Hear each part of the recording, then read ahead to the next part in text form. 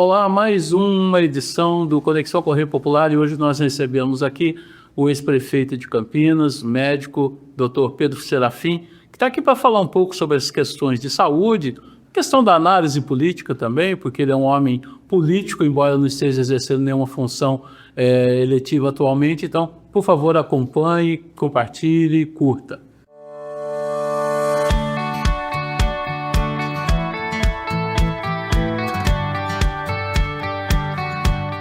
Doutor Pedro, muito obrigado por ter aceitado o nosso convite, por estar aqui para discutir algumas questões com o nosso leitor, com o nosso telespectador. O privilégio é meu, porque eu acho que desde que eu saí da prefeitura, eu nunca mais quis conceder entrevista, nunca mais quis participar de absolutamente nada com meios de comunicação, ou com a vida pública, nada disso. Eu me enclausurei. E agora, seduzido pelo convite que vocês me fizeram, que o Ítalo não me convidou, ele me intimou. Então, eu estou aqui para esse bate-papo informal e gostoso. Muito obrigado, então, pela presença. Eu começo perguntando o que a gente pergunta sempre para os nossos entrevistados. Você é filho de que cidade, doutor? Eu sou filho de Campinas. E eu sou daquela geração que amava Campinas e que tinha orgulho de ser de Campinas, da terra de Carlos Gomes, da terra do Instituto Pinido Burnier, da terra de Roberto Rocha Brito, né? Da terra do Instituto Agronômico de Campinas. Até a rainha da Inglaterra, quando veio ao Brasil, fez uma passeata de carro, passou na frente do Instituto Agronômico. Campinas é uma cidade que me enche de orgulho, não só do passado. Nós temos aqui a Unicamp, nós temos aqui a PUC, nós temos o laboratório de luz síncroton, nós temos inúmeras outras instituições de estudos e de pesquisa da vanguarda mundial, nós temos aqui em Campinas. E eu brinco, eu sempre falo que o campineiro é orgulhoso, o campineiro é um ser diferente. Tanto é que ele fala, eu escutava na praia os caras conversando, eu falava, da onde você é? Ele fala, eu sou de São Paulo. E o outro falava, e você é da onde? Ah, eu sou do interior, sou de Ribeirão. E você? Tá? Eu sou de Campinas. Aqui não é interior, aqui não é a capital, aqui é Campinas. Você vai na estação ferroviária, a placa tem capital, São Paulo, interior. E aqui? Aqui é Campinas, né? Eu tenho orgulho de ser de Campinas, eu sou um apaixonado por Campinas. Inclusive, já poderia ter mudado daqui, já poderia ter me eleito deputado estadual, tentado voltar a ser deputado federal, mas isso me ausenta de Campinas, me deixa longe da minha cidade natal. A sua infância foi vivida em que bairro aqui, em que área?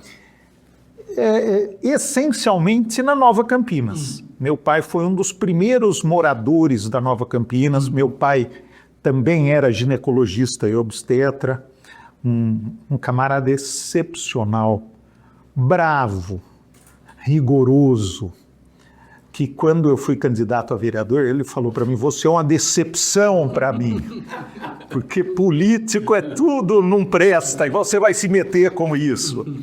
Eu falava lá para ele, não, o senhor pode ficar tranquilo. Eu falo, filho, a única coisa que eu estou te deixando de precioso é o meu nome. Nunca manche o nosso nome. E eu senti muito isso depois que eu fui prefeito, porque eu tenho um filho que tem meu nome. E ele não poderia andar na rua de cabeça erguida se eu tivesse feito qualquer barbaridade na prefeitura. Isso é muito importante, né? Você poder sair na rua de cabeça erguida e ser pelo menos cumprimentado ou admirado ou qualquer outra coisa. Não pode ser xingado, achincalhado. A gente tem que cuidar do nome da gente. Perfeito. O senhor foi 2 vezes prefeito, uma vez o tampão e uma como substituto e 4 mandatos como vereador. Qual a avaliação que o senhor faz desse trabalho político, essa época política do senhor? Com honestidade, eu não fui um grande vereador, porque eu nunca deixei de trabalhar. Eu continuei trabalhando nas minhas atividades. E eu tinha um gabinete muito bom, que resolvia tudo que eu precisava, mas eu delegava. Não era uma coisa pessoal. Eu ia à noite na Câmara, eu estudava os projetos de lei, eu debatia os projetos de lei e votava. Mas o dia a dia da vereança, de ficar, até acho errado, mas ficar sendo um despachante da população para tampar buraco, para poda de árvore e tudo, isso eu não fazia. Quem fazia era meu gabinete. E até uma jornalista, né, quando eu me elegi presidente da Câmara, ela falou assim para mim: "Ô, doutor, o senhor nunca veio aqui na Câmara, agora vai ser presidente? O senhor vai aparecer aqui?" Eu falei para ela: "Espere que verás, você vai ver." Nunca mais eu conversei com ela também. Mas depois eu falo para você, eu virei presidente, imediatamente eu cortei metade do expediente no meu consultório, que eu já estava pretendendo fazer isso. Como é que foi essa história? Em 2011, foi o primeiro ano do mandato de presidente da Câmara. Então, em 2010, eu decidi, esse é meu último mandato. Por quê? Porque a minha empresa, eu tenho uma empresa que faz teste para medicamento, minha empresa está crescendo muito. Naquela época já tinha 120 funcionários. E eu preciso começar a me dedicar muito mais à empresa. Eu não posso fazer como eu faço na Câmara, delegar e acreditar. Eu tenho que participar da empresa. Então, eu vou fazer o quê? Eu vou deixar de ser vereador e eu vou cortar meu trabalho do consultório pela metade. Mas, antes de sair da vereança, eu quero me tornar presidente da Câmara, né?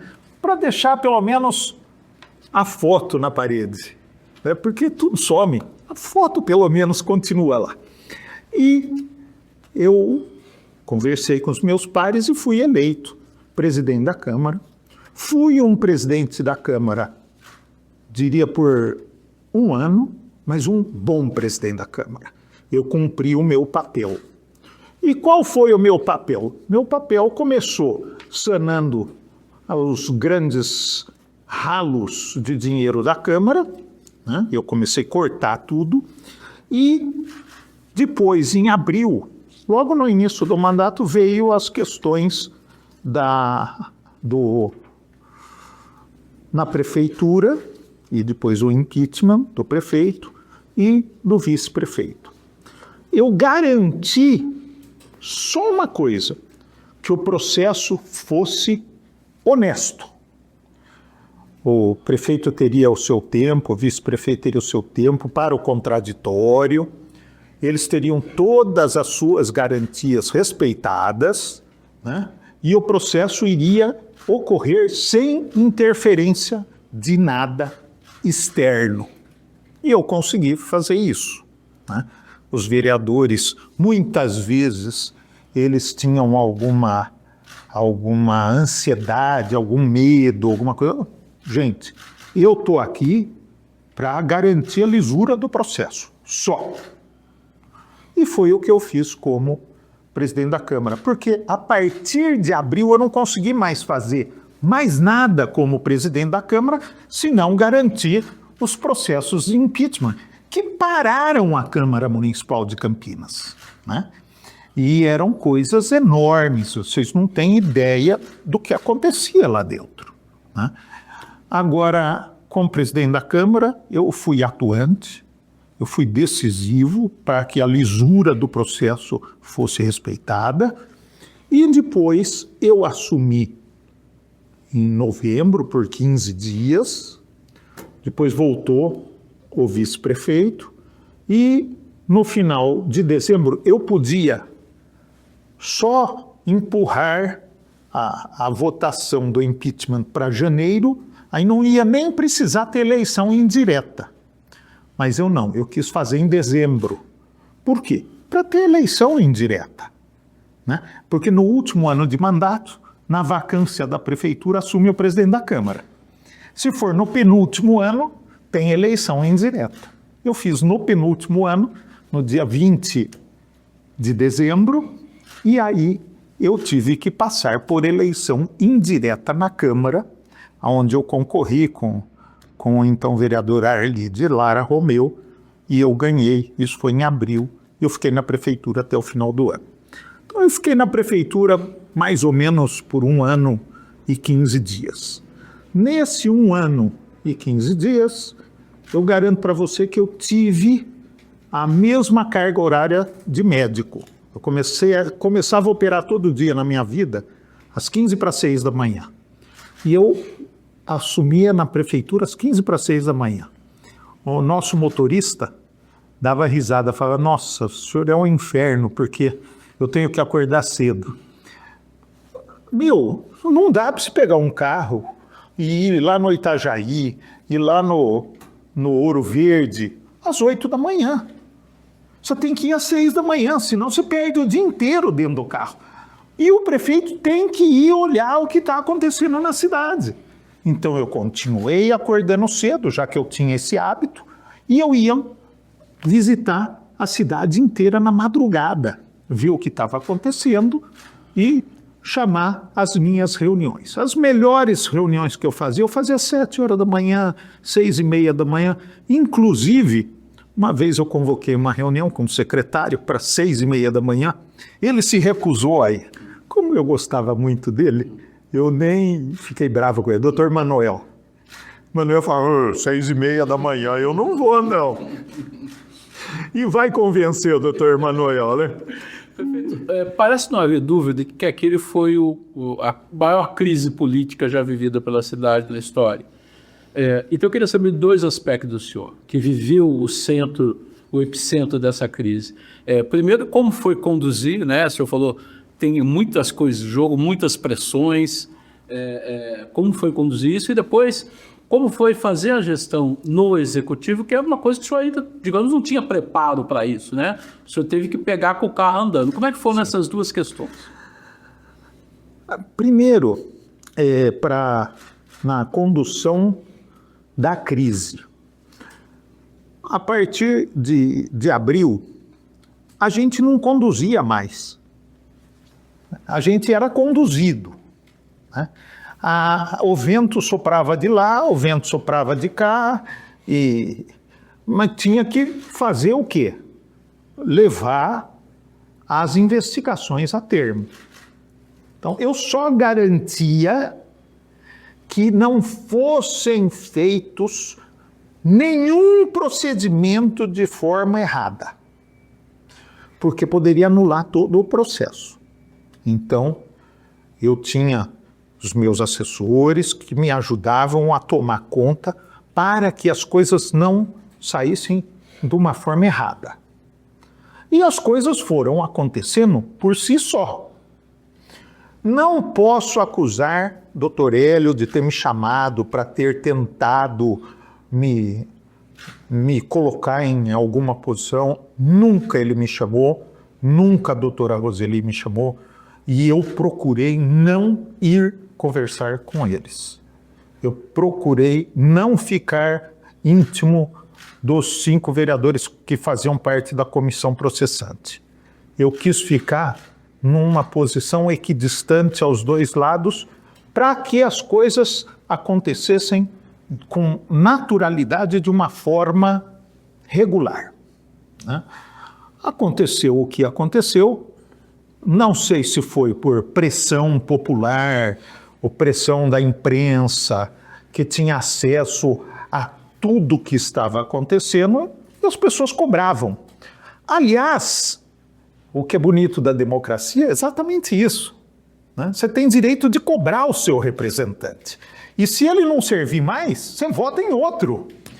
Isso que eu tenho em mente quanto à democracia, e gostaria muito de falar sobre as próximas eleições de deputado, porque eu tenho umas coisas na minha cabeça e o povo não pode ser tão displicente na hora de votar.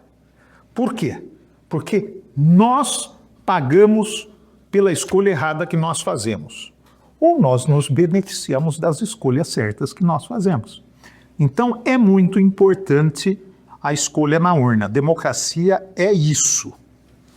Mas, doutor Hélio nunca foi indelicado ou me procurou fazendo qualquer tipo de proposta. Vou deixar isso bem claro aqui. E as coisas foram sendo conduzidas por elas mesmas. Depois eu assumi a prefeitura. E eu sempre fui, paralelamente a médico, eu sempre fui um empresário. Eu tive um day hospital, que teve sucesso, mas eu fechei o day hospital para fazer um centro de pesquisa, que hoje é o maior do Brasil, centro de pesquisa, porque eu deixei ele nessas condições. Então, eu tinha um pouco de experiência administrativa da área empresarial. Mas não precisa muito, não. Uma dona de casa bem controlada administra uma cidade. Porque você tem que administrar a cidade do jeito que a dona de casa administra a casa dela. Está faltando dinheiro, não vai comer carne de primeira, vai comer carne de segunda. Ah, está faltando mais dinheiro, passa a comprar frango. Substitui a proteína do frango pelo ovo. Você tem que ir arrumando soluções. E foi isso que eu fiz naquele ano. Inclusive, não tenho nenhum orgulho de falar disso. Eu contingenciei em 30% as verbas. Eu fui muito duro com a cultura. Muito duro com a cultura. Por quê? Porque eu achava que era mais importante comprar remédio no posto de saúde do que dar dinheiro para as apresentações de cultura na praça. Então, é questão de prioridade. Para mim, naquele momento, a minha prioridade era a saúde, era a educação, era tudo isso. Eu não podia gastar dinheiro com outras coisas. Fiz o quê com o orçamento contingenciado da cultura, que era 11, 12 milhões. Eu gastei 90% na reforma do Castro Mendes. Por quê? Porque Campinas estava sem teatro. Eu fechei o centro de convivência porque ele estava com risco de cair. Ainda deixamos fazer a última semana de comédia lá com o Tom, lá no centro de convivência, em fevereiro, e daí eu fechei. Por quê? Eu tive que alugar gerador, porque não podia ligar os disjuntores do teatro, com risco de pegar fogo na fiação. Eu não posso deixar um negócio desse aqui sendo usado, então vou fechar. O Castro Mendes não existia mais. Não tinha as cadeiras, não tinha nada lá dentro, era um barracão. Foi o único pedido que a minha mulher fez. Ela falou, eu quero que você reforme e entregue o Castro Mendes. Mas isso foi em maio. Nós fizemos das tripas ao coração para entregar o Castro Mendes em dezembro, para as bailarinas fazer as apresentações de fim de ano das escolas de balé da cidade. E eu tive muita ajuda de um engenheiro da prefeitura, que eu não me lembro o nome, e do funcionário comissionado Dirceu Pereira. Dirceuzinho ficava até 11, meia-noite. Minha mulher também passava lá e ela é rigorosa, ela perturba e tá, isso aqui não está andando, isso aqui não está fazendo, isso aqui. Então, é a única coisa que eu fiz. O resto eu contingenciei as verbas da cultura e eles ficaram bem bravos comigo.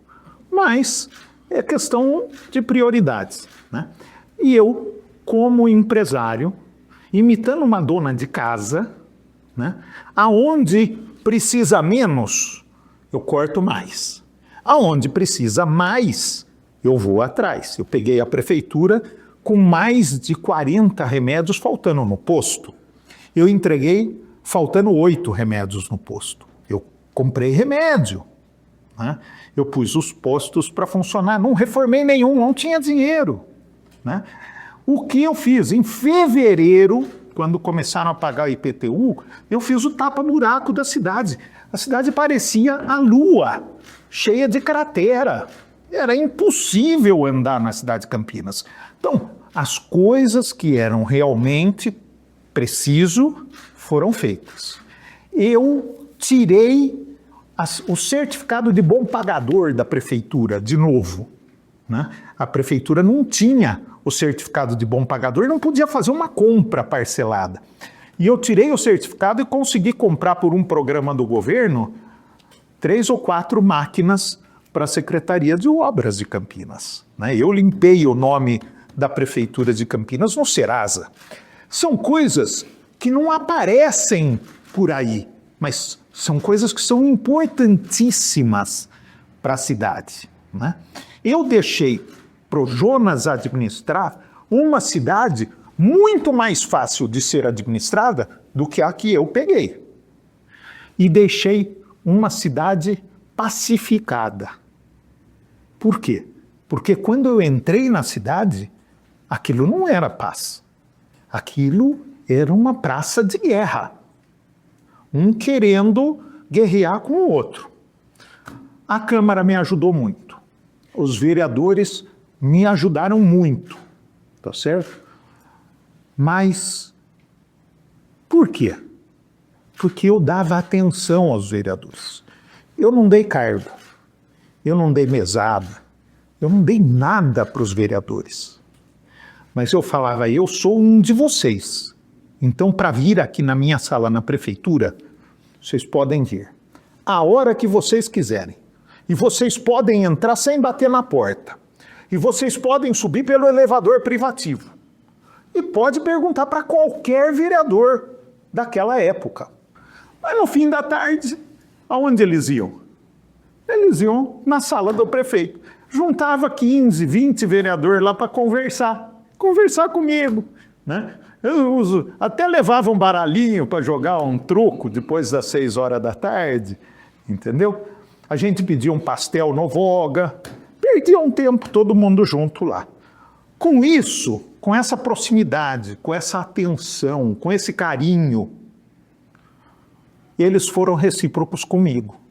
E eles fizeram a parte deles comigo. Tá certo que eu não passei nenhum projeto polêmico na Câmara, eu procurei não precisar da Câmara para governar. Mas se a Câmara quiser encrencar, ela encrenca. E eles não encrencaram comigo, eles foram muito solidários comigo, porque eles entenderam que era um vereador administrando a cidade de Campinas. Prefeito, foi um momento tão tenso, de tanta pressão, que eu soube que trouxe até reflexos pessoais e para a sua saúde aqui no instante. Como foi isso? Eu, depois do ano que eu fui prefeito, primeiro eu engordei excessivamente nesse período. Eu ganhei uns 15 quilos. E eu me sentia mal. E depois de um ano eu infartei. Aí, quando eu infartei, fui para a UTI, fizeram os exames, eu estava diabético absurdamente. Então eu fiz uma diabetes, eu desenvolvi uma diabetes, tive um infarto, coloquei 4 stents, e eu não tenho dúvida que isso foi o estresse desse ano que eu vivi na Câmara e na Prefeitura. Né? Agora eu estou tirando esse tempo para recuperar tudo isso. Então hoje eu vou na academia, coisa que eu nunca fiz na minha vida. Eu começava a trabalhar 6 horas da manhã, eu já estava operando na maternidade de Campinas. E eu parava às 7 horas da noite quando eu ia para a Câmara, todo dia. E saía da Câmara às 10 horas. Então minha vida era essa. Eu não posso falar mal da escala 5x2, porque sábado e domingo eu tirava para mim. Né? Apesar que eu falo para os meus amigos evangélicos, você não é evangélico? Eu sou, mas Deus fez o mundo em quantos dias? Deus trabalhou 6 por 1, agora vocês estão querendo mudar? Não é?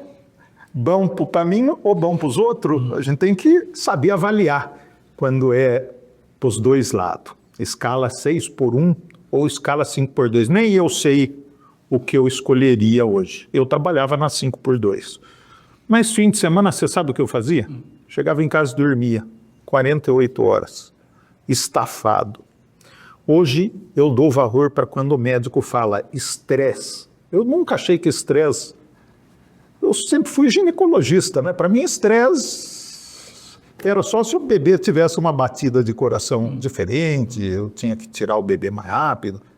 Mas para mim, a vida sempre foi alegria, sempre foi nascimento. E a partir daquele momento, eu infartei e tive que cuidar da minha saúde. Aí eu larguei a política e me dediquei exclusivamente à empresa, né? Até 2017, quando eu fiz a transição de sucessão na empresa. E hoje a empresa não é mais minha, é do meu filho, e ele está aí tocando a empresa com muito sucesso. A empresa é no ramo maior do Brasil. Eu queria que o senhor falasse um pouco mais da empresa, doutor, porque nós estamos no que se denominou um hub de saúde importante em Campinas. Sim. O senhor citou o Sirius aí, o Síncroton, que vai ter uma linha voltada à pesquisa e desenvolvimento de novas drogas, novos medicamentos. Queria que o senhor falasse um pouco do trabalho da sua empresa e fizesse um link também com essa questão do Brasil tentar não ser tão dependente de tecnologias do exterior.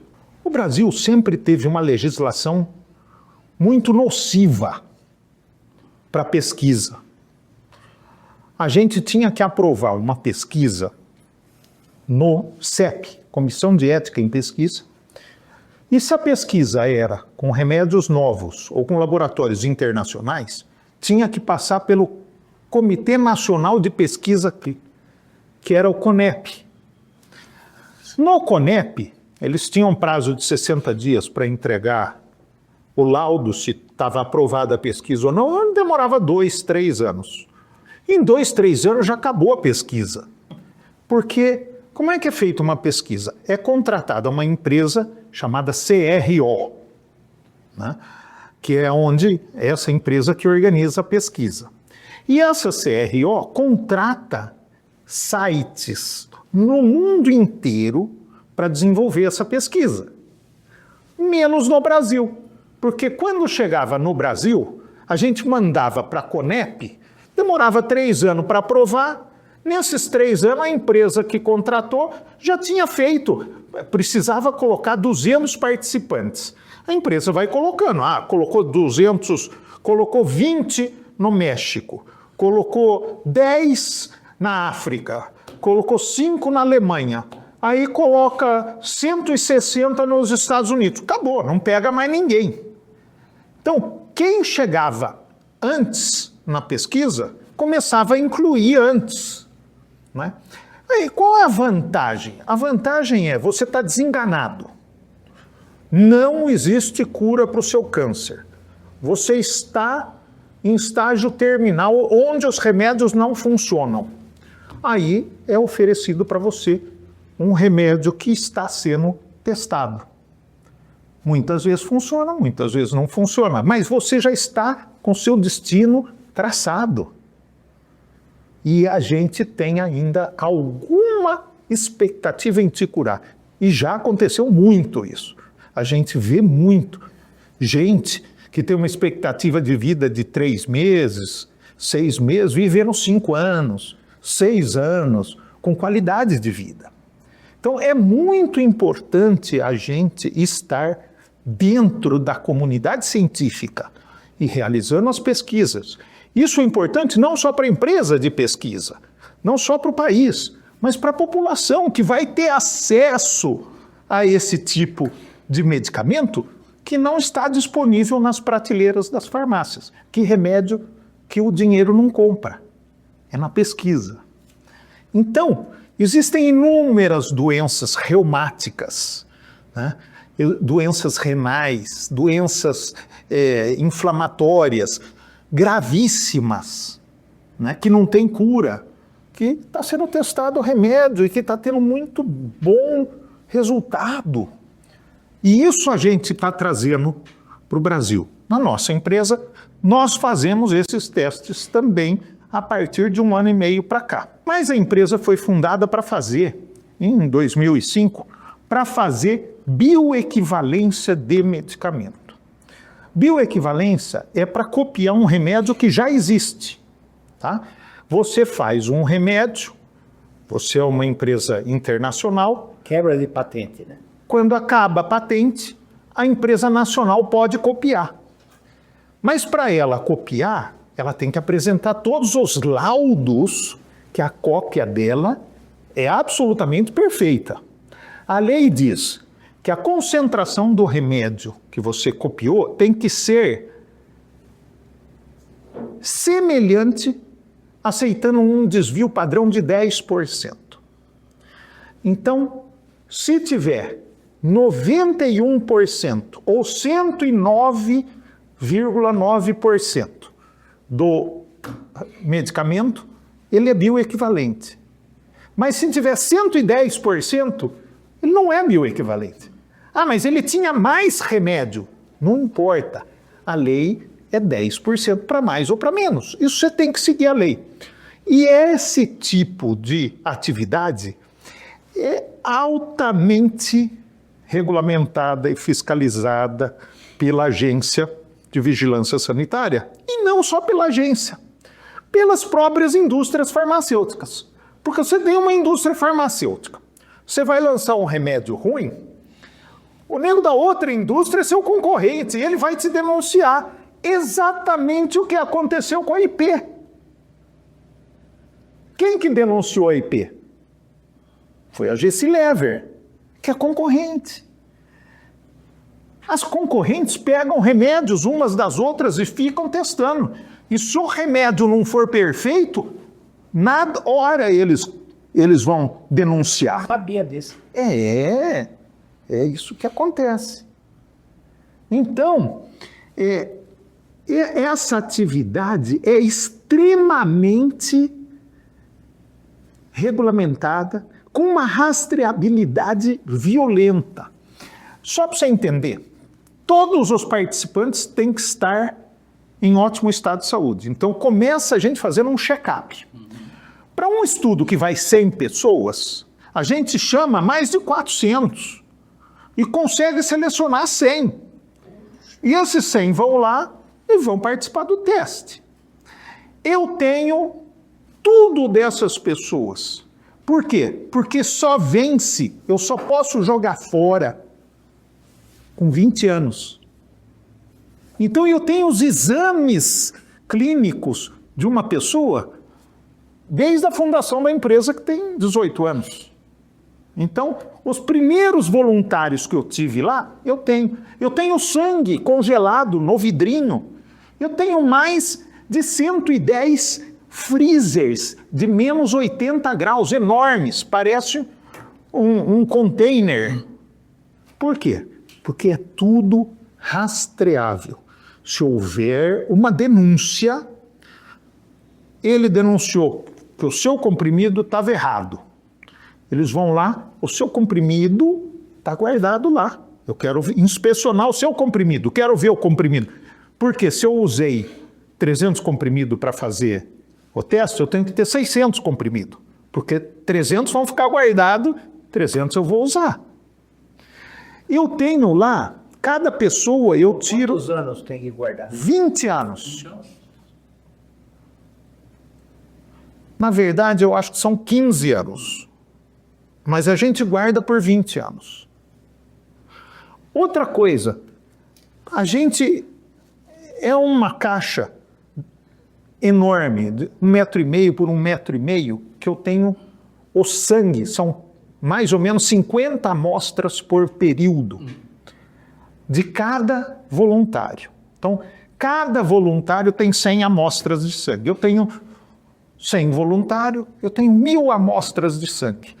Todas identificadas com código de barra, que eu sei dizer para você que aquela é a primeira amostra que foi colhida com 5 minutos, que aquela é a segunda amostra que foi colhida com 13 minutos, que a outra é com 25 minutos, a terceira amostra, e todas lacradas em plástico.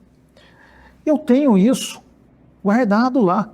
Na verdade, essas coisas eu sou obrigado a guardar por 5 anos após ser entregue o resultado para a Anvisa. Só que eu tenho que pedir para a indústria farmacêutica se eu posso descartar. Quanto custa para eles, para eu deixar guardado lá? Não custa nada. Eu fico guardando lá. Você é dono da amostra, está guardada lá, você não está gastando nada, o que você fala? Posso descartar? Deixa aí. É um absurdo. Eu fico guardando. Tem mais de 100 freezer, 110 freezer, que parece um container com 80 graus A negativos. energia seu é a maior de todos. É. E se você for auditor da Anvisa, é assim.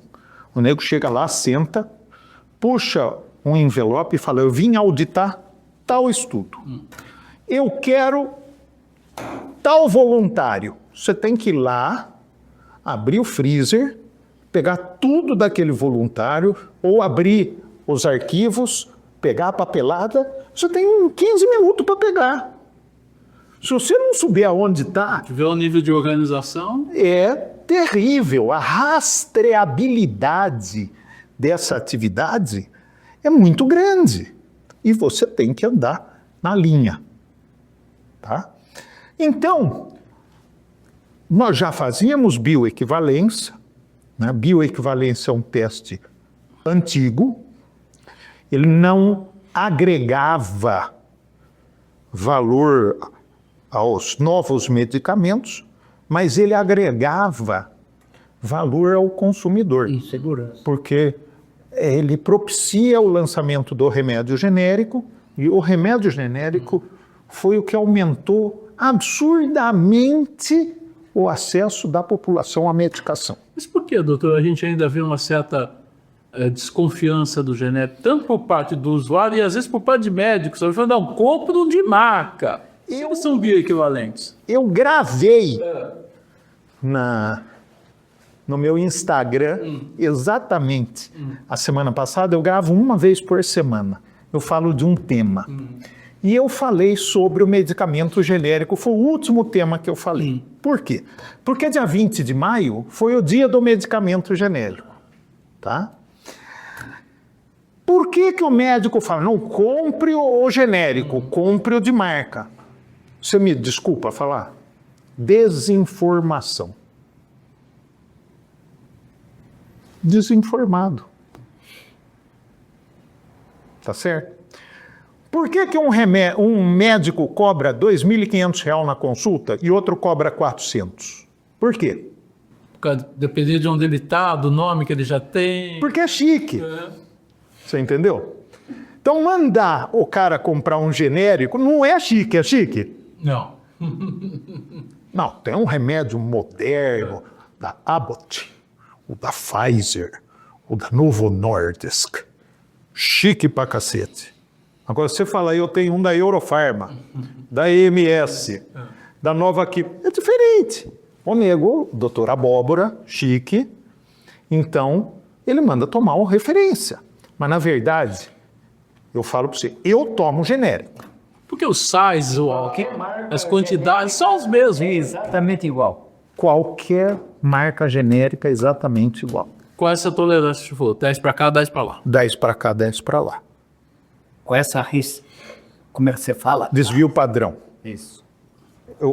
A concentração do sal em qualquer um desses remédios, se foi feito, bem feito a bioequivalência, ela tem que estar dentro desse desvio padrão. Isso é muito importante para o cidadão, para a população saber disso, né? Às vezes a diferença é Uma manchete. 10% do valor Do valor do outro. Mas é isso mesmo. Se você pegar um remédio referência custa R$150, eu já vi custar R$7 a caixinha do genérico.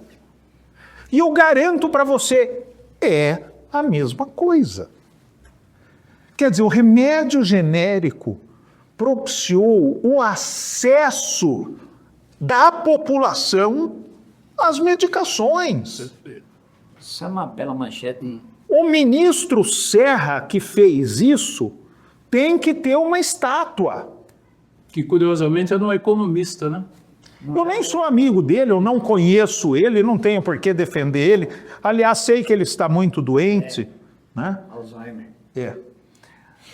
E, agora, nós somos obrigados a falar. A Anvisa, Dr. Vecina. Dr. Vecina que montou e estruturou a Anvisa. Hoje é a agência sanitária mais respeitada do planeta. Ela é tão respeitada quanto o FDA ou mais respeitada. E digo uma coisa, ela é mais exigente que o FDA, porque ela pega todas as exigências do FDA e todas as exigências da EMA ou MEA, que é da Europa, põe tudo junto e faz a maior exigência do mundo. Às vezes você fica até chateado de passar por tanto problema. Mas a nossa agência sanitária, ela é respeitada mundialmente. Isso que todo mundo tem que entender. Então, tem laboratório que eu não gosto. Eu não compraria remédio desse laboratório ou daquele laboratório. Por quê? Não sei por quê. Mas eu garanto para você, se só tiver aquele, eu topo. Porque eu confio no remédio. O senhor falou que quando deixou a política, se dedicou, parou de clinicar, se dedicou à empresa, depois passou a empresa ao filho e está como consultor agora. Mas o senhor é um animal político. Certamente ficou observando a política nesse período todo. Queria uma avaliação do senhor da questão local, da política local, dessa política nacional, que se polarizou muito, né? Nós estamos nesse ano eleitoral de escolha de presidente, por exemplo, e também saber se o senhor tem aspirações políticas aí para voltar ao campo. Bom, vamos falar primeiro da política em si. É triste ver o que aconteceu com a política brasileira. Todo mundo depende da política. É a política que traça o rumo das nossas vidas. Não é vida do político só, não. É vida de todo mundo.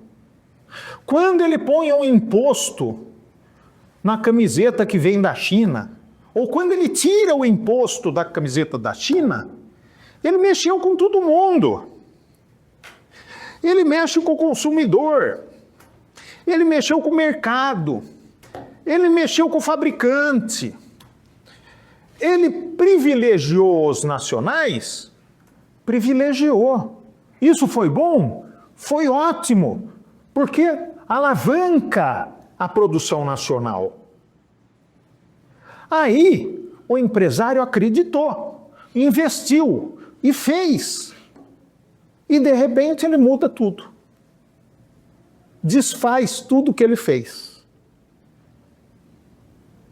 Aí agrada quem comprava no exterior. Mas e quem investiu para fazer tudo isso no Brasil e conseguir chegar num patamar desse? É a mesma coisa que o Bolsonaro fez com o teste toxicológico de cabelo. O Lula fez a lei do toxicológico no cabelo para as carteiras de motorista C e D. Eu comprei 12 equipamentos de 600, 700 mil dólares para fazer esses exames, porque o governo não tem capacidade de fazer os exames. Então, ele dá licença para algumas empresas fazer. De repente, o Bolsonaro vem e fala, não, coitado do caminhoneiro, ele não precisa fazer o exame. E o que eu faço com os aparelhos? Esta é a insegurança jurídica que é causada pelo político brasileiro. Está tudo errado. Eu não estou falando de roubo, não estou falando de nada. Estou falando de leis. Agora, o que eu estou vendo de roubo, de bandidagem, de sacanagem na política brasileira, você se revolta. Eu não sou candidato a deputado, e para mim seria federal, porque todas as questões que eu tenho são federais. Eu acho que aonde muda a lei e muda a vida das pessoas é no Congresso Nacional. Mas eu não quero ser deputado porque eu não quero sair de Campinas. É o que eu falei para você antes de começarmos a nossa entrevista. Eu amo essa cidade. Eu nasci aqui. Eu sou da terra de Carlos Gomes, de Pinido Burnier, de Roberto Rocha Brito, do Instituto Agronômico. Eu sou da terra que não é a capital, mas não é o interior. Aqui é Campinas. Eu tenho orgulho, eu me arrepio de falar de Campinas, porque eu adoro essa cidade e tenho orgulho. Hoje a nova geração não tem mais isso. Ninguém tem mais isso, né? Eu não posso meter a boca nos deputados, no senador, porque eu não me proponho a ser deputado e senador. Mas eu estou decepcionado com a classe. Inclusive, eu quero capitanear, junto com vocês do Correio Popular, uma campanha. Vote em deputado da região metropolitana de Campinas. Ou vote nos deputados que trouxeram recurso para Campinas. Veja quem cuidou de Campinas e vote nesses indivíduos. Não nos franco-atiradores que aparecem aí para pegar seu voto por 10 merréis. Você tem que estudar e votar no melhor candidato, naquele candidato que foi o nosso representante no Congresso Nacional, que trouxe recurso para a cidade de Campinas, que brigou por Campinas. Aquele que mora em Campinas e vive a vida em Campinas. E que se ele sair e for no restaurante, todo mundo vai falar, ó, tá vendo aquele deputado lá? Ele fez isso, fez aquilo, fez coisa boa? Vamos lá cumprimentar. Fez coisa ruim? Xinga ele. Mas é aquele que é acessível a você. Os negros pegam voto por 10 merréis em qualquer um que aparece aqui. Não pode. Eu fui atrás da lista dos deputados que trouxeram recursos para Campinas. E eu gostaria que o Correio me desse a oportunidade de mostrar essa lista para os eleitores. Todo mundo tem que ver quem ajudou Campinas e quanto que foi que eles ajudaram Campinas. Valeu o meu voto ou não valeu o meu voto? Entendeu? Então, eu estou muito decepcionado com a política. Inclusive, desde que eu saí da política, minha família não quer que eu volte para a política de jeito nenhum. Eu mesmo tinha horror em falar em voltar para a política. Mas a gente vai cansando da realidade e vai achando que a gente tem uma missão e que a gente pode ajudar. E se eu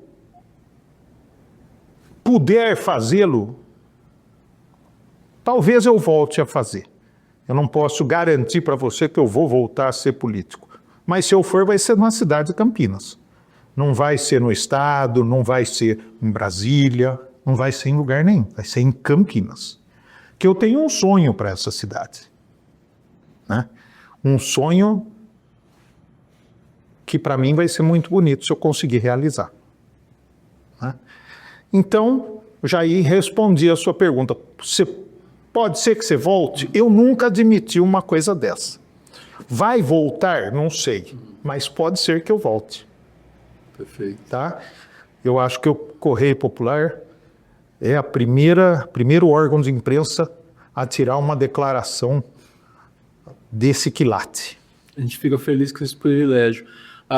Queria aproveitar também, prefeito, a sua experiência como médico e como gestor público. A gente enfrenta desafios na área de saúde no país inteiro e na região de Campinas em particular. O Sistema Único de Saúde é muito pressionado, a demanda é muito grande. E, como novidade, a gente deve ter aí o Hospital Metropolitano, né, que foi uma demanda, uma briga grande dos prefeitos da região. Como é que o senhor vê essa questão? O senhor vê como positiva a chegada desse hospital, e como é que o senhor vê essa questão da gestão da saúde pública hoje? Então, o grande problema de Campinas é a grande vantagem de Campinas. Campinas é Campinas. Campinas é referência. Né? Então, você está numa cidade vizinha daqui. Você quer ir no médico lá ou você quer vir no médico em Campinas? Aí, aqui em Campinas, nós tratamos do nosso vizinho. E a gente recebe? Não recebe. E quem paga a conta? Põe na conta do Abreu. Se ele não pagar, nem eu. Aí o nosso sistema fica sobrecarregado.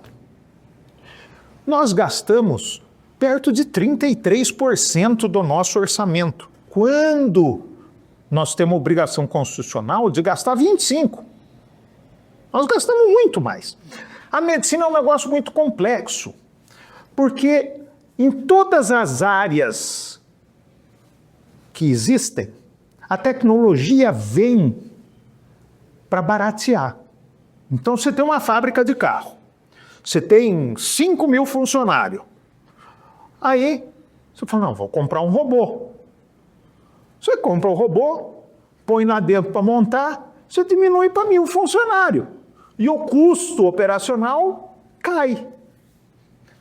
Na medicina é assim, nós temos raio-x, inventou ultrassom. Desqualificou o raio-x?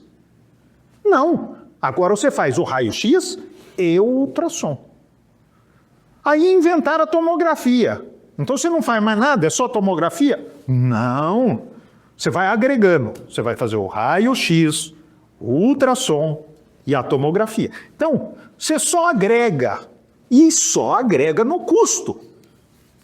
E Campinas recebe gente do sul da Bahia, do interior de Minas Gerais, do interior do Paraná, do interior do estado de São Paulo inteiro. Nós recebemos aqui, Mato Grosso. E isso sobrecarrega o nosso sistema de saúde. Esse hospital metropolitano é suficiente? Não. Mas já é um grande ponto de partida. Foi uma luta em glória que o prefeito Dário venceu, conseguiu trazer o Hospital Metropolitano para Campinas, que era um projeto desde o Hélio de Oliveira Santos. Eu peguei esse projeto, eu quis levar a cabo, mas existe um grande problema na prefeitura que se chama projeto. Projeto construtivo. Tinha lá a foto do hospital, mas quando eu mandei verificar, não tinha nem o projeto de alicerce. Eu não conseguia pedir o dinheiro, liberar o dinheiro. Acho que foi até liberado o dinheiro, mas eu não podia fazer nada. Por quê? Porque não tinha projeto hidráulico, elétrico, de fundação, não tinha nada, só tinha o projeto arquitetônico. Era uma ideia apenas. Entendeu? E ele conseguiu agora fazer o projeto, vai edificar isso. Fora o Instituto da Mulher, que ele também construiu, que a gente tem que dar a mão à palmatória, que ele foi muito bem. O Mário Gatinho também, que também é. Mas nós vivemos uma situação tão ruim, que é uma das melhores do país, mas é tão ruim que precisa muito mais. E eu acho que a solução é exatamente na região metropolitana. Você tem que chamar todo mundo, vamos fazer hospital de referência do câncer. Essa é uma demanda, né, doutor? Então temos que fazer um hospital de referência do câncer. Porque é muito importante. O que se gasta com câncer é um absurdo. Então vamos fazer um negócio legal, que tem como ganhar dinheiro, não só gastar, tem como equilibrar essa conta, não só ficar no negativo. Precisamos de um hospital para procedimentos minimamente invasivos, como infarto do miocárdio e acidente vascular cerebral. Nós precisamos. Por quê? Porque um acidente vascular cerebral deixa você inutilizado para o resto da vida. Enquanto que se você tiver esse atendimento nas primeiras 24 horas, se for nas primeiras 6 horas, você fica curado sem sequela. Então precisa de um hospital. Eu infartei, demoraram para fazer o cateterismo, morreu a ponta do meu coração. Você tem que fazer na hora. Meu pai ficou hemiplégico porque ele foi num hospital de Campinas, não sinto um lado do corpo. Derrame. Tá certo? Na hora. Foi no hospital, precisa fazer uma tomografia de urgência. A médica não está aqui para fazer a tomografia, ela fica de plantão à distância. Ligaram para ela, não está na cidade. Perdeu o tempo de fazer o tratamento. Então nós precisamos de um hospital para minimamente invasivo. E precisa mais algum? Não sei, precisa analisar e se precisar, tem que fazer. Doutor, o senhor sabe quantos campineiros saem de Campinas por dia, em média, para fazer tratamento de câncer? Ou em Mogi das Cruzes, ou em Barretos? 60. Em média. E das outras cidades da região. Então, se a gente não adianta a gente querer fazer medicina sem envolver as cidades satélites da região metropolitana. Nós temos que trazer todo mundo tem que contribuir, todo mundo tem que mandar também, isso tem que ser um fórum geral, só a localização física é melhor aqui, na beirada de alguma rodovia, né?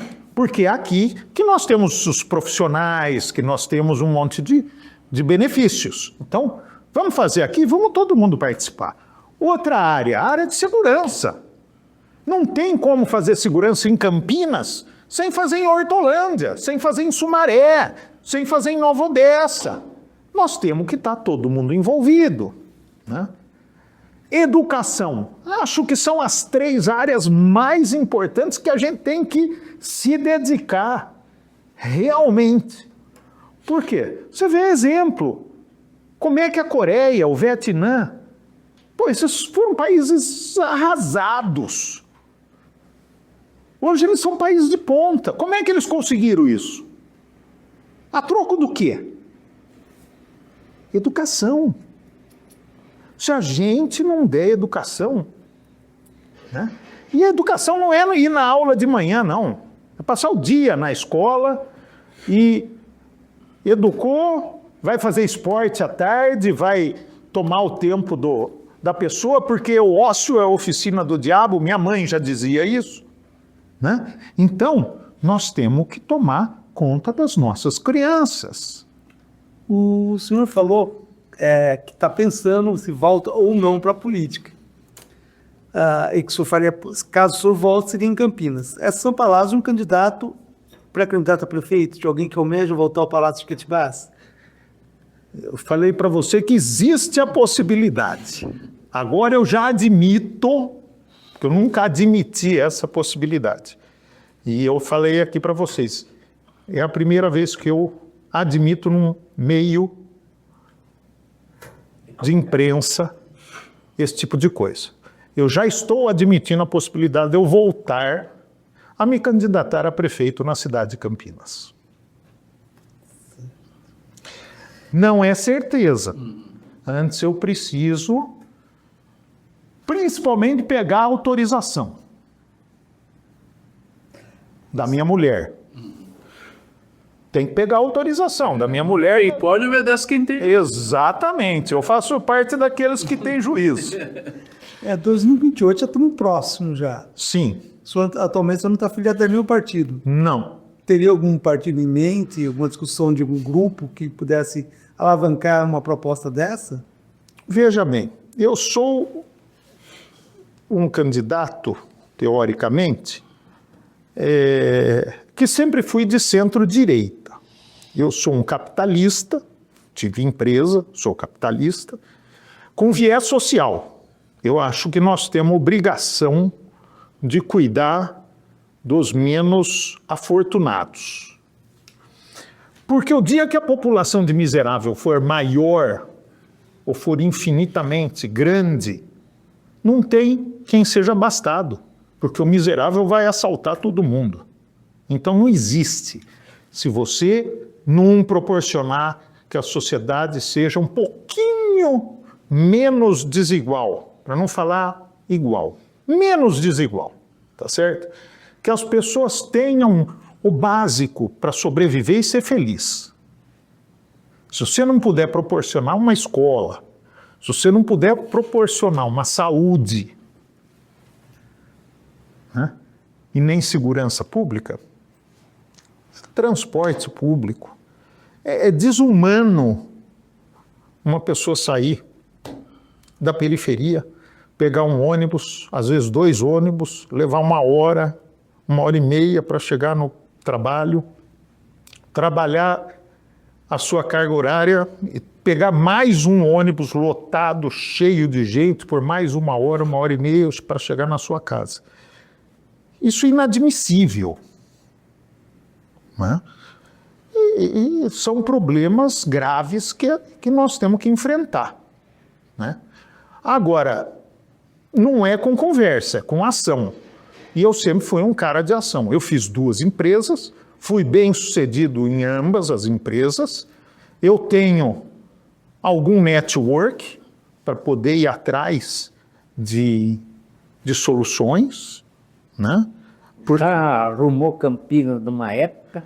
Foi difícil, mas arrumei Campinas da forma que deu, não da forma que eu queria, viu, Ítalo?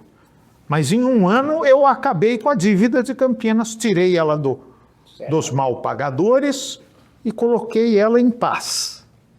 Mas eu queria ter feito muito mais, que se eu tivesse tido tempo eu teria feito. Sou contra um político ficar 8 anos, acho que o tempo ideal é 6 anos, tá certo?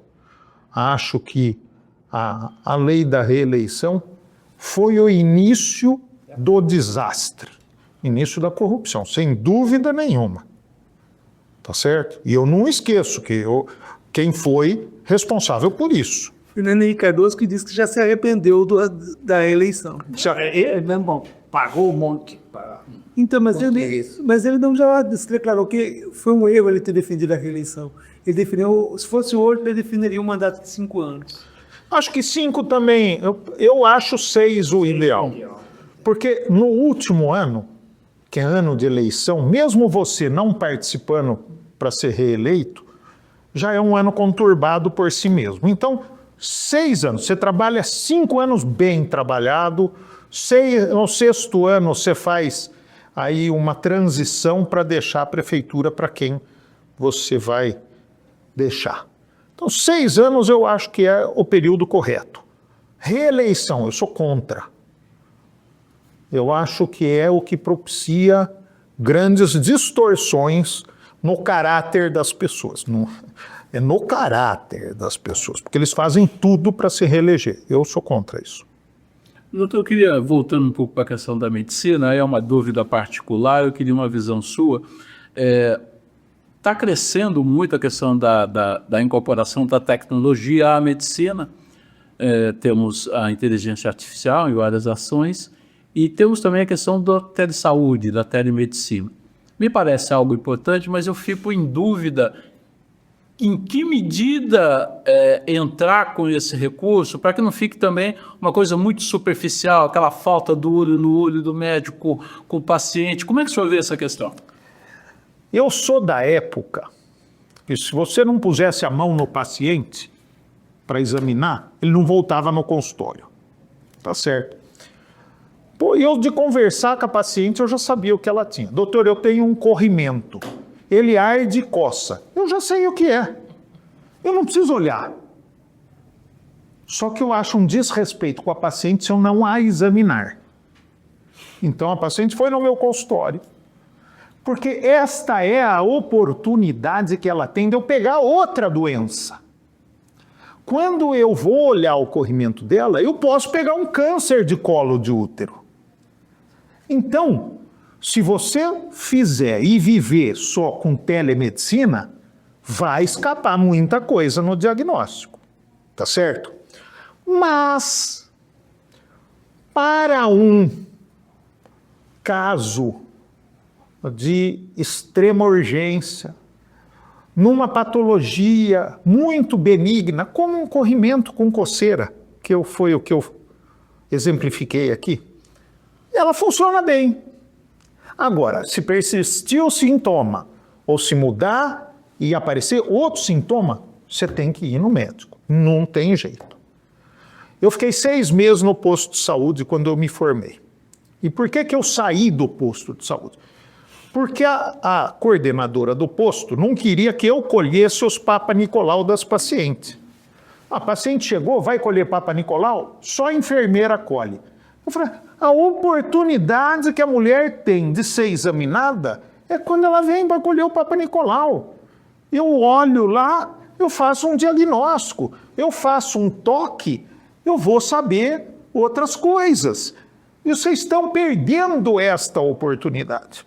E hoje, com o número de pessoas que tem, com a demanda no hospital, realmente precisa, né? Você pode até treinar para um assistente ou uma enfermeira fazer a coleta do Papa Nicolau, mas você fala, se tiver tal sintoma ou sinal, você chama o médico para o médico olha. Hoje eu sou mais flexível quanto a isso. Telemedicina. Sou pouco reticente, mas sou um pouco mais flexível, desde que o ensinamento que a pandemia trouxe para a gente foi positivo. Funciona a telemedicina? Funciona, só que ela tem limites. Tá? Eu não sou a favor de você ficar pedindo exame por telemedicina. Ah, você vai fazer uma tomografia e depois você me mostra. Não, se está um caso que vai precisar de uma tomografia, é porque ele tem que vir consultar. Entendeu? Telemedicina serve para fazer coisas básicas. Eu estou com constipação nasal, estou com febre, o que eu faço? Tomo remédio, não tomo remédio? Serve. Ah, mas eu estou escarrando sangue. Não. Aí você tem que vir para eu examinar, escutar o seu pulmão, ver o que você pode ter e pedir o exame. Porque você vai ter que me trazer o exame, eu vou ter que avaliar você e medicar. Então, tudo é uma questão de bom senso. Tudo é uma questão de limites.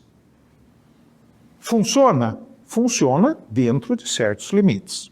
Você me perguntou da telemedicina, você me perguntou de outra coisa, desculpa. Da IA, do uso da inteligência em vários procedimentos.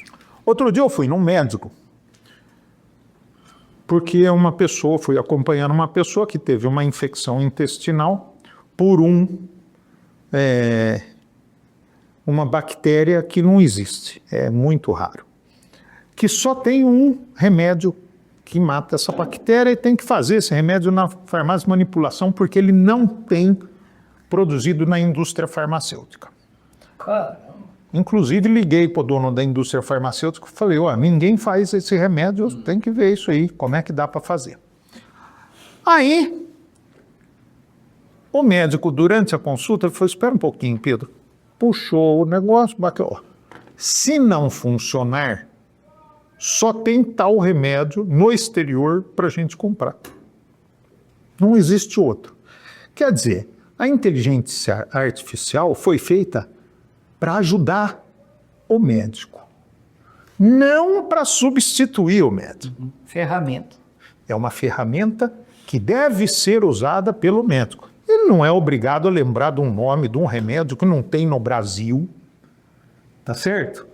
Lembrar o nome do sal, a miligramagem, a posologia, ele não precisa lembrar de tudo, isso você pode contar com uma ferramenta que vai te auxiliar.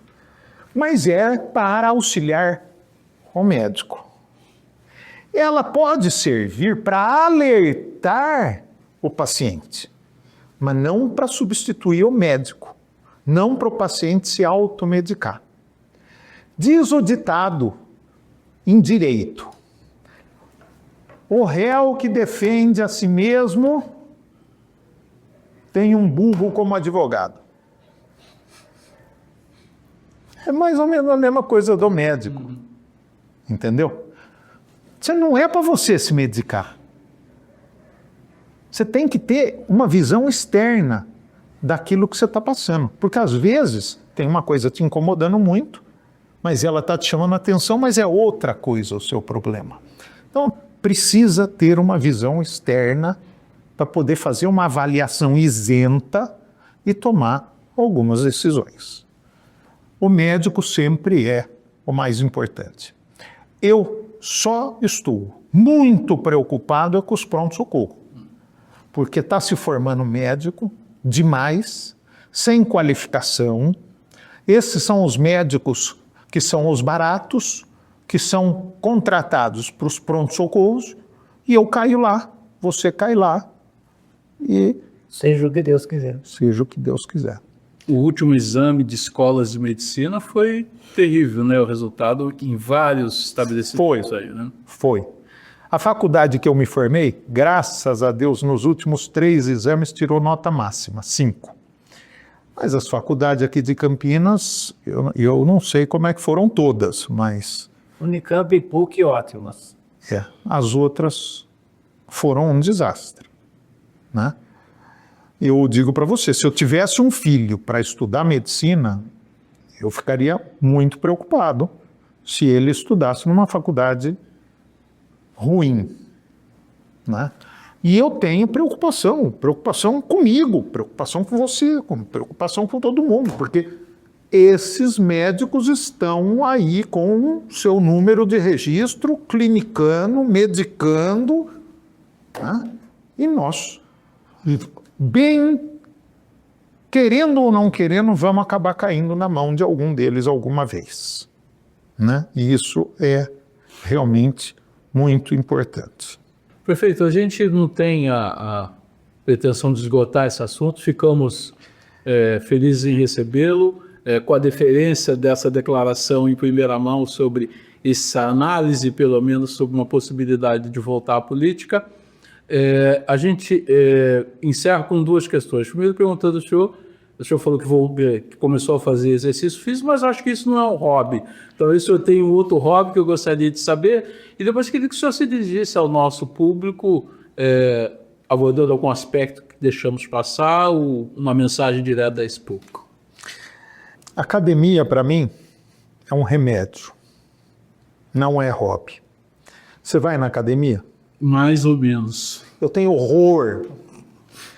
E eu vou de segunda a sexta. É 5x2. Devia ser 6x1, mas... Eu vou todo santo dia, eu vou. E eu faço meu exercício como obrigação. Não é hobby, né? Eu já fui muito cheio de hobby na minha vida. Hoje meu hobby é passar 10 minutos com a minha filha, beijar ela, abraçar, que ela fica brava, ela não gosta de abraçar e de beijar. Com meu filho, né, com a minha esposa, ficar na minha casa. Você não sabe como eu gosto. Eu jogo golfe, mas também não é um hobby, também não morro se ficar sem golfe. Gosto muito de conversar, encontrar os meus amigos. Eu gosto de compartilhar a companhia dos meus amigos. Gosto muito. Tanto é que eu faço um negócio errado todo santo dia, que eu vou almoçar fora todo dia com algum amigo, porque eu gosto de encontrar meus amigos, gosto de conversar, pôr o papo em dia. Gosto muito. Se eu posso falar que eu tenho algum hobby, ainda é cozinhar. Eu gosto de cozinhar, cozinho Chefe de cozinha, esse aqui. relativamente bem, né? Gosto muito de comida baiana. É mesmo? Um acarajé. Faço um vatapá. Eu faço um Com farinha ou com pão? eu faço com farinha. Eu não gosto de pão, eu gosto de farinha. Farinha de mandioca grossa, tá? Faço a farofa de dendê, né? Faço um caruru, faço um chinchim de galinha. Que beleza. Né? E faço as muquecas do jeito que você quiser. Eu gosto de fazer um bobó de camarão, um dos meus pratos prediletos. Eu sou a comida árabe. É a minha preferida também. Eu A internacional é a preferida. Eu adoro fazer comida árabe porque metade minha é libanesa, metade minha é italiana. Então eu gosto de cozinhar comida árabe porque todo mundo vem, come à vontade. E o árabe fica aqueles antepastos, né? Hummus, baba ganoush, coalhada, chancliche, tudo. Então você fica...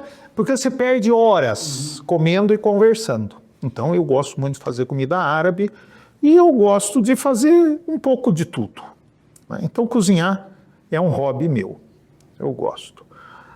E você me perguntou? Eu queria que o senhor falasse diretamente com o nosso público, né, se despedir, Ali? deixando uma mensagem. Pô, aqui, ó, aqui. Ali. Eu acho que a população brasileira está amadurecendo, né? E eu quero propor para você, você que está escutando o nosso recado. Vote. Vote nas pessoas que têm cuidado com as pessoas. Votem nas boas pessoas. Analisem o currículo. Analisa a capivara. Vê o seu candidato, se é o melhor candidato ou não. Eu já votei muito certo e já votei muito errado. Mas democracia é isso, é o exercício do voto. Só que a gente não pode esquecer em quem votou. E a gente tem que acompanhar o mandato das pessoas que a gente pôs lá, para ver se eles estão representando bem a gente. A gente não dá valor para o voto de deputado. O voto de deputado é muito importante, muito.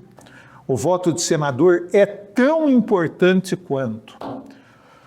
E a gente tem alguns mecanismos de verificar isso. E eu já pedi autorização para o caríssimo Ítalo para trazer aqui no jornal a lista dos deputados que trouxeram recurso para Campinas. O que é isso? Aqueles que ajudaram você. Porque se você não sabe, o deputado tem uma quantidade de dinheiro dentro do gabinete dele que ele pode destinar para a cidade que ele quiser, para fazer a obra que ele quiser. Então, o meu deputado destinou 5 milhões para um show na cidade de Campinas. Ou o meu deputado destinou 2 milhões para um hospital em Campinas. Qual que merece mais o meu voto? Né? Ou eu devo votar naquele que não destinou dinheiro para nada em Campinas? Vamos ver quem cuidou com carinho da cidade de Campinas. Quem com carinho cuidou das pessoas de Campinas. Vamos votar nessas pessoas, vamos procurar as pessoas que fizeram o bem para a nossa população. Por quê? Porque aqui nós vamos votar em candidato de São Paulo, do Vale do Paraíba, lá do Nordeste do estado. Para quê? Eles não vão trazer benefício para cá. Não é por R$50 um lanche de mortadela que você deve votar. Analise, estude, vote seriamente. O voto é a sua arma. Você não precisa de um revólver, você precisa do voto. Você precisa exercer corretamente o seu direito de votar. Vote. A democracia ainda é o melhor regime.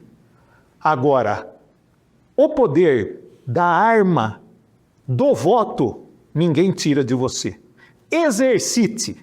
Não vai para a praia, não faz churrasco, não faz nada. Vote. E tenha orgulho do seu voto. Né? Não é porque o meu candidato que não vai entrar que eu vou deixar de votar nele. Não. Se eu achar que ele merece meu voto, eu vou votar nele. Né? Não é uma questão de eu ganhei e você perdeu. O meu candidato ganhou, você perdeu. Não. É o melhor candidato. Os candidatos de Campinas ganharam. Os candidatos da região metropolitana de Campinas, porque aí quem ganha não são eles, somos nós. Tá? Esse é meu recado para você. Não podemos brincar com a política. Eu lembro de um camarada que falava, Pedro, com um bisturi, você faz tão bem, você faz nascer uma criança.